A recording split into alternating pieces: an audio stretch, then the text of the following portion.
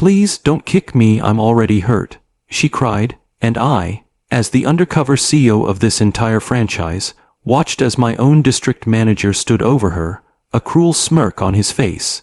He'd just belittled her, threatened her job, and was about to do something far worse, all because of a minor spill. Was I wrong to let it go on for those few excruciating seconds, just to see how far he would push it, or was I right to wait, to gather irrefutable proof before I unleashed the full force of my corporate power?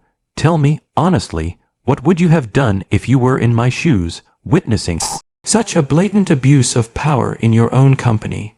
It all started, as these things often do, with a vision.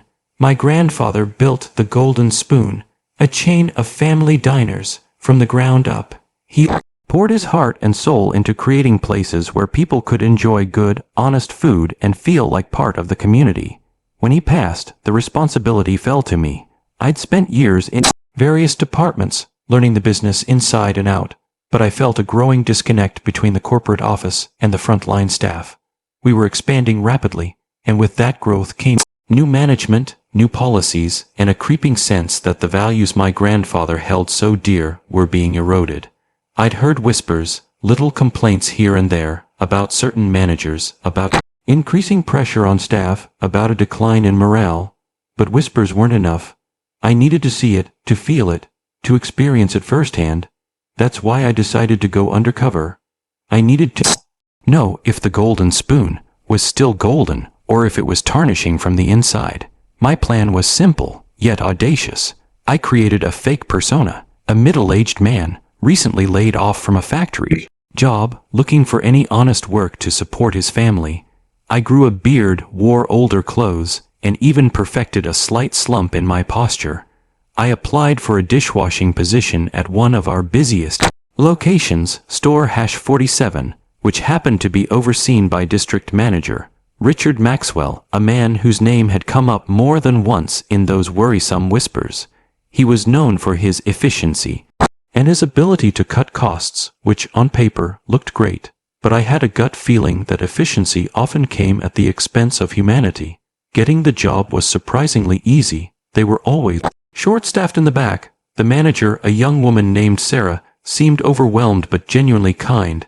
She put me through a quick training, showed me the ropes, and within hours I was elbow deep in grease and dirty plates, a far cry from my usual corner office. The work was grueling, physically demanding, and frankly, humbling. It gave me a profound appreciation for the people who did it day in and day out. I saw firsthand the constant rush, the demanding customers, the endless stream of tasks. But I also saw the camaraderie among the staff, the way they supported each other, the small acts of kindness that made the tough days bearable. My first few weeks were uneventful in terms of corporate malfeasance, but incredibly insightful. I learned the names of the staff, their stories, their struggles. There was Maria, a single mother working 2 jobs, David, a college student saving for tuition, and then there was Emily, the waitress. Emily was a ray of sunshine, always smiling, always going the extra mile for her tables. She remembered everyone's regular order, their kids' names, even their preferred newspaper. She was the embodiment of what my grandfather envisioned for the Golden Spoon, but I also saw the stress lines around her eyes, the way she sometimes flinched when Sarah, the store manager, spoke to her, even when Sarah was being perfectly pleasant. It hinted at something deeper, something I hadn't yet uncovered. The kitchen staff, my new colleagues, were a tight-knit group. They mostly kept to themselves, exchanging glances and hushed whispers when District Manager Maxwell made his infrequent visits. His presence was like a dark cloud descending upon the restaurant. The smiles would disappear, the laughter would die down, and a palpable tension would fill the air. He was a tall man, impeccably dressed, with a condescending air that seemed to weigh heavily on everyone. His inspections were less about ensuring quality and more about finding fault, scrutinizing every tiny detail with an eagle eye, not to improve things but to assert his authority.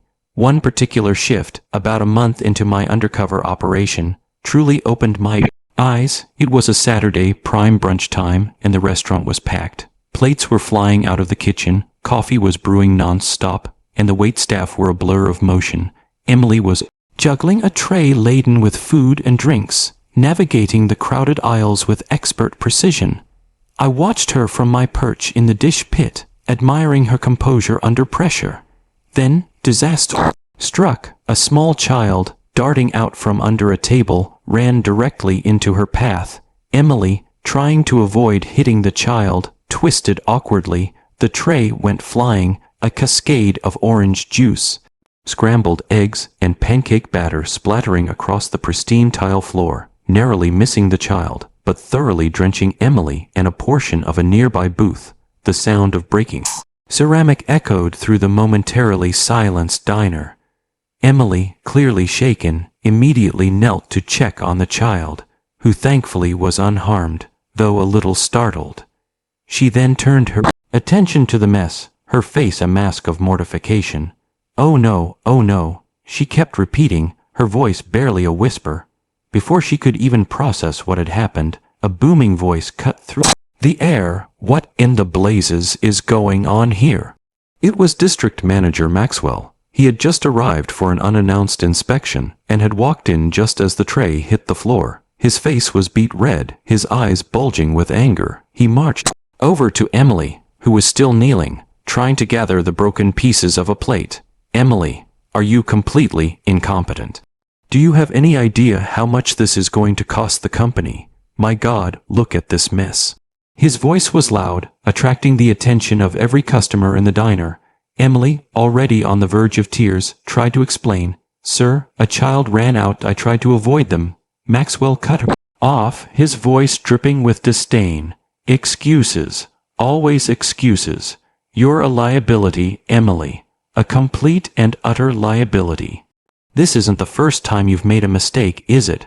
We've had complaints about you being too slow, too friendly, wasting time with customers. I've been keeping an eye on you." My blood began to boil. I knew for a fact that Emily was one of our best waitresses, consistently receiving glowing reviews. Maxwell was clearly fabricating these complaints to justify his outburst. Sarah, the store manager, rushed over, trying to mediate. "Richard, please, it was an accident. Emily is a good employee. Let me handle it." But Maxwell was on a roll, clearly relishing the opportunity to exert his power. He ignored Sarah completely, his gaze fixed on Emily, who had now stood up, her uniform soaked, tears streaming down her face. "You know what, Emily? I think it's time we consider whether you're a good fit for the Golden Spoon anymore. This kind of negligence simply won't be tolerated." He leaned in closer, his voice dropping to a menacing whisper, though still audible to anyone nearby. "You're on thin ice, young lady. One more mistake, and you're out. Do you understand me?" Emily just nodded, unable to speak, her whole body trembling. She looked absolutely devastated. It was then that a new kind of rage began to simmer within me. Not just anger at Maxwell's cruelty, but a calculated fury. I realized that my original plan of subtly gathering information wasn't enough. This wasn't just a matter of poor management. This was outright abuse. I knew I had to act, but not yet, not while he was still high on his power trip. I wanted him to dig his own grave deeper. I wanted irrefutable, undeniable proof of his character, not just his actions. I wanted him to think he was untouchable, so I watched, my heart aching for Emily, but my resolve hardening. I saw her retreat to the back, Sarah following, trying to comfort her. I saw the stunned faces of the customers, some shaking their heads, others just silently paying their bills and leaving. I saw Maxwell strutting around, puffing out his chest, seemingly proud of his public humiliation of an employee. This was the moment I had been waiting for, the clear evidence I needed. So that's the situation I was in. I, the CEO, was watching my district manager verbally assault and threaten one of my best employees right in front of customers, and I had to make a choice. Before I tell you what happened next, I want you to pause and comment below what you would have done in my shoes. Would you have revealed yourself immediately? Would you have intervened then and there, potentially sacrificing the chance to gather more damning evidence? Or would you have waited just a little longer to ensure A complete and utter downfall for the man who was tarnishing my grandfather's legacy. Tell me, what would have been your first move? I made my decision, I waited, and Maxwell, blinded by his arrogance, provided all the rope I needed to hang him. The rest of that shift was a blur of quiet fury for me. I watched as Emily, despite everything, returned to her duties, her smile gone, replaced by a vacant look. She moved like a robot, serving tables, taking orders, but the light had gone out of her eyes. It was heartbreaking to witness. Maxwell, meanwhile, continued his inspection, nitpicking everything, making a point to hover near Emily's tables just to make her nervous. He even made a snide remark about the cost of cleaning the spilled food, loud enough for her to hear. This was not about store performance. This was about power and intimidation. It was sickening. The climax came towards the end of my shift. I was just finishing up, wiping down the last of counters when I heard raised voices from the back office near the staff exit. I knew Maxwell was still there, probably having a final word with Sarah. I couldn't resist. I moved as silently as possible, positioning myself near the partially ajar door. What I heard next made my blood run cold. Maxwell was berating Sarah, lambasting her for not being tough enough on her staff, specifically mentioning Emily. "You need to make an example out of her, Sarah," he hissed. "These people need to know who's in charge. I don't want to see any more accidents, and frankly, your sales figures for this quarter are only marginally up. If you don't whip this team into shape, you'll be next." Sarah, bless her heart, tried to push back. "Richard, that's not fair. Emily is a good worker, and we're all doing our best. It's been a tough month." Maxwell scoffed. "Tough month? Excuses, you know. I've seen how Emily dresses. A little too attention-grabbing, wouldn't you say? Perhaps if she focused less on charming the customers and more on her job, these accidents wouldn't happen." My jaw clenched.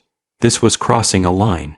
He was implying that Emily's appearance was somehow responsible for the incident, and worse, subtly victim-blaming. Then, he went even further. "Look, Sarah," he said, his voice dropping to an even lower, more sinister tone. "I'm going to need you to write Emily up, a formal disciplinary action, make it sound like she was reckless and negligent.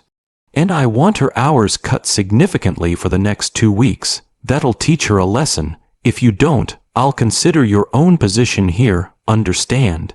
Sarah's voice was barely a whisper. "But Richard, that's not right. She needs those hours. Not my problem," Maxwell snapped. "My problem is a sloppy, inattentive employee costing the company money. Now do it, and make sure she understands the gravity of the situation. Tell her if she so much as breathes a complaint to HR, I'll make sure she never works in this city again." That was it. That was the last straw.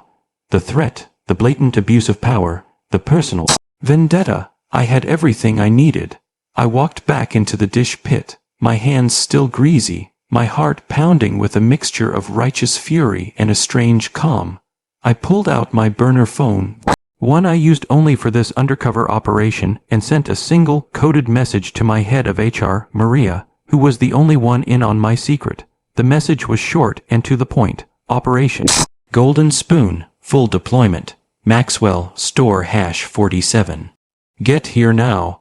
I then continued washing dishes, my expression carefully neutral, as if nothing had happened. I wanted to see his face when it all came crashing down, about 15 minutes later. Just as the last of the customers were leaving and the staff were beginning their closing duties, a sleek black car pulled up outside. Out stepped Maria, flanked by 2 burly security guards. Her face was set, her eyes serious. She walked directly to the back office. I heard a sudden commotion, Maxwell's voice, indignant and loud. "What is the meaning of this? Who are you people?" I wiped my hands, took off my apron, and walked out of the dish pit. Emily, Sarah, and a few of the other staff were gathered in the main dining area, looking confused and a little scared by the sudden arrival of official-looking people. I walked past them, my eyes fixed on the back office door, which was now wide open.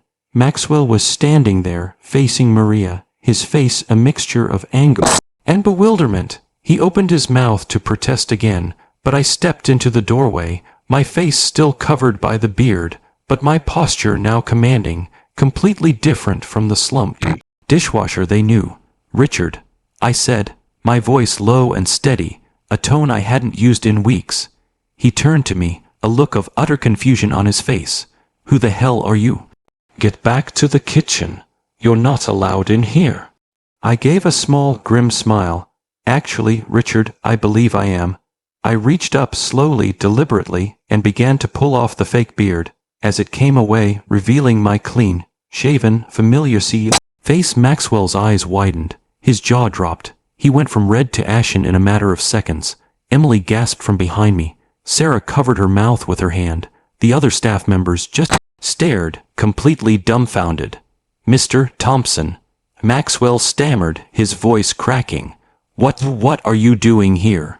I stepped fully into the office, Maria and the security guards flanking me. "I'm here, Richard," I said, my voice now booming, filling the small office, "because I've been watching you.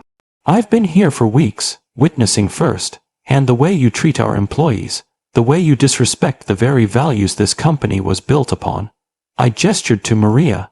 "Maria here has a copy of all the recorded conversations from this office for the last hour, thanks to the discreet recording device I had installed. We have your threats, your fabricated write-ups, your bullying, and your utterly disgusting remarks about Emily's appearance, all on tape." Maxwell looked like he was about to faint. He tried to speak, but no words came out. "Your employment with the Golden Spoon is terminated, effective immediately, Richard," I continued, my voice cold and unyielding. "You'll be escorted off the premises, and your access to all company systems will be revoked. Furthermore, we will be investigating all your past district management decisions, and if we find any more evidence of unethical or illegal behavior, rest assured, we will pursue it to the fullest extent of the law." The two security guards stepped forward, their faces stern. Maxwell, defeated, didn't resist. He just hung his head, a broken man. As they led him away, he cast one last, desperate look at me, but I offered him nothing but a hard gaze. I then turned to Sarah, who was still frozen in shock. "Sarah," I said, my voice softening slightly, "thank you for trying to do the right thing. You showed courage." Then I turned to Emily, who had tears in her eyes again, but this time they were tears of relief. "Emily," I said, walking towards her, "I am so incredibly sorry for what you went through. No one deserves to be treated that way, especially not by someone in a position of power. You are an exemplary employee, and I witnessed your dedication and professionalism firsthand. Your job is not only secure, but I'm giving you a promotion to lead Waitress, effective immediately, along with a significant raise. And to compensate for the emotional distress, I'm authorizing a bonus equivalent to 3 months of your new salary."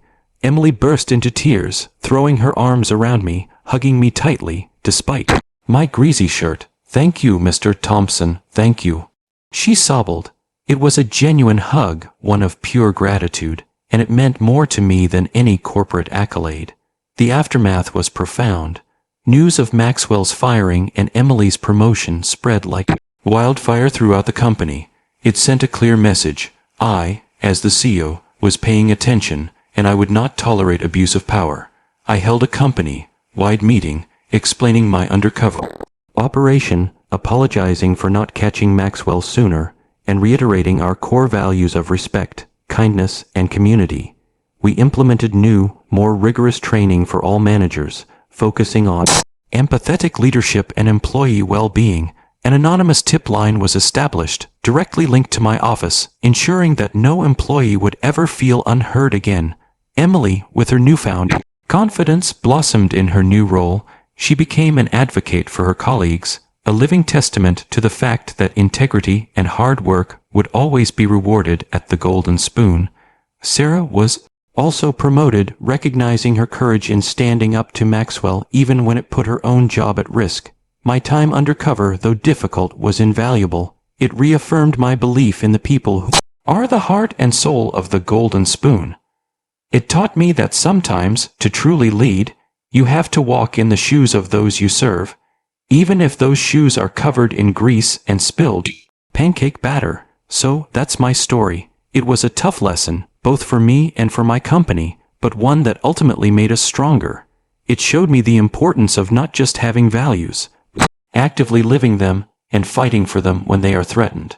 I hope it serves as a reminder to everyone that true leadership isn't about power or intimidation, but about respect, empathy, and standing up for what's right. If you were on my side throughout this ordeal and you believe that empathy and integrity should always win, please like this video. Subscribe for more stories like this where I share the real, unvarnished experiences from the world of business and beyond. And most importantly, share your final thoughts on this whole mess in the comments section below. What would you have done differently? What does this story tell you about corporate culture? I'll see you all in the next story.